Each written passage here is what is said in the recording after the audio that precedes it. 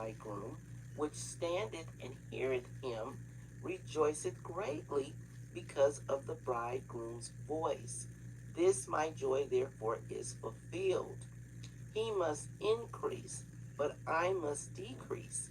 He that cometh from above is above all. He that is of the earth is earthly, and speaketh of the earth. He that cometh from heaven is above all. And what he hath seen and heard, that he testifieth, and no man receiveth his testimony. He that hath received his testimony have set to his seal that God is true. I'm going to stop right there. This is why Jesus said that we would do greater works than he did. He was the example for what will happen, because he said the gifts will follow those that believe in Mark 16, and it's titled Sunday, which means the Lord's Day. So in the Lord's Day, the things that Jesus was doing, which was at the end, we would be doing because we're at the end. Because that's what harvest is. Going back to the beginning with Cain and Abel, it was harvest time. And they were presenting their first fruits to God. And Abel's first fruit, his was accepted. But Cain's was not. Because he didn't give all the best of him. He didn't sacrifice, put in the time, do whatever he had to do to please God. And he basically gave him the leftovers. He didn't really give him the first fruits. He didn't give him the cream of the crop, the best. And in our time, your word is bond. Your word is all you have. But some people, all they do is talk and talk and talk. No action. But Abel did. And so the Lord blessed him. This is the unshakable kingdom. This is what Paul was writing about. In joyful assembly to the congregation of the firstborn, enrolled in heaven.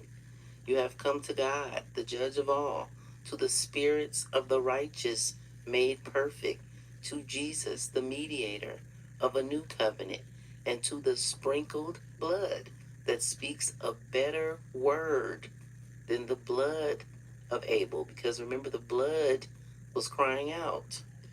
And that main verse about Jesus being the mediator of a new covenant is Hebrews 12:24, Christmas Eve.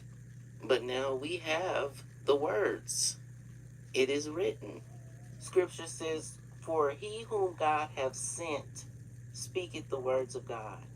For God giveth not the Spirit by measure unto him. The Father loveth the Son, and hath given all things into his hand.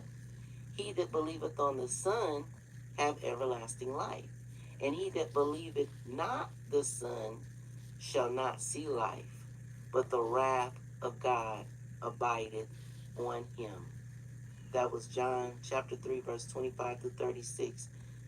Jesus said, verily, verily, I say unto you, the hour is coming, and now is, when the dead shall hear the voice of the Son of God, and they that hear shall live. For as the Father have life in himself, so have he given to the Son to have life in himself, and have given him authority to execute judgment also, because he is the Son of Man. And I think this is what Clarence McClendon was trying to say when he said God didn't have any authority on the earth. He wasn't saying he's not in control, or when he said God is not in control, whatever Corey Minor was over there talking about with Bishop McClendon, I could see it in the spirit. What he was trying to say is he gave us all authority. It's just like I was saying before, people are waiting to see something, but they have the glasses, on their head. They just have to pull them down over their eyes, and they will be able to see. He's saying the same thing. He's given us power and authority. He's supposed to possess the land.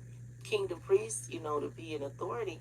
Why are we under the rule of someone else? Why are we following man's rules when God has given us instructions on how we are to live and how we are to speak and what we are to do?